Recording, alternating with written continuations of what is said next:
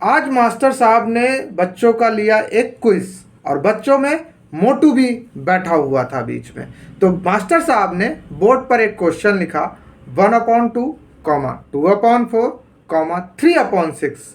In fraction में कौन सी fraction सबसे बड़ी है और कौन सी फ्रैक्शन सबसे छोटी है। तो सभी स्टूडेंट ने आंसर दिया 1/2 से फ्रैक्शन बड़ी है 2/4 और 2/4 से बड़ी है 3/6। सबने जल्दी जल्दी आंसर दे दिया। पर मोटू धीरे धीरे इंटेलिजेंट हो चुका था। उसने क्वेश्चन पे ध्यान ना दे करके उसको विजुलाइज किया। उसने क्या किया, सबसे पहले 1/2 लिया, एक सर्किल बनाया, सर्किल को दो भाग में इक्वल कर लिया, यानी एक भाग की फ्रैक्शन कितनी हो गई 1/2, दूसरे भाग की फ्रैक्शन कितनी हो गई 1/2, यानी जो सर्किल था उसका आधा पार्ट कितना है 1/2। अब उसने उसको किनारे रखा। अब दूसरी फ्रैक्शन ली 2/4, उसमें सर्कल लिया, सर्कल को 4 इक्वल पार्ट में क्या कर लिया, डिवाइड कर लिया। अब 2/4 क्या है, जो दो पार्ट थे, जो दो पार्ट को एक साथ लिया, यानी कि वो कितना हो गया 2/4। ठीक है। अब उसने क्या किया भाई, अब 3/6 फ्रैक्शन ली। ठीक है।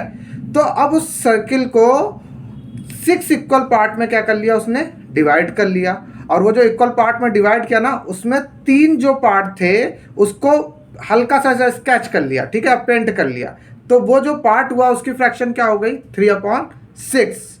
अब उसने देखा तीनों फ्रैक्शंस को, तीनों फ्रैक्शंस की जो सर्किल की जो इमेज थी वो देखी, तो सारे जितनी भी फ्रैक्शन थी वो सर्किल के आधे पार्ट को रिप्रेजेंट कर रही थी।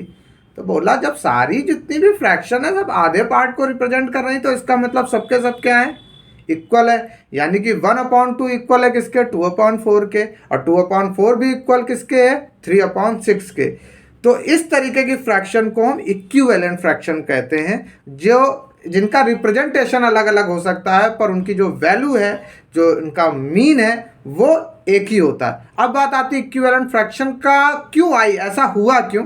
तो जैसे कि मान लीजिए किसी भी बच्चे का नाम मुकेश है, ठीक है, मुकेश है, उसको घर में मुक्कू मुक्कू भी तो कहते हैं ना, तो वो जो मुकेश का नाम मुक्कू है ना, वो उसका इक्विवेलेंट नेम है। तो जस्ट अ रिप्रेजेंटेशन कि 1/2 को 2/4 भी लिख सकते हैं, 2/4 को 3/6 भी लिख सकते हैं। अगर आगे हम बात करें, ठीक है, तो 4/8 भी लिख सकते हैं, पर इसका मतलब एक ही होता है। तो मोटू जानते हो इतना इंटेलिजेंट क्यों हुआ, तो आप हमारे चैनल पे देखिए, उसकी हिस्ट्री देखिए, कितना कमजोर था और कितना तेज हो गया।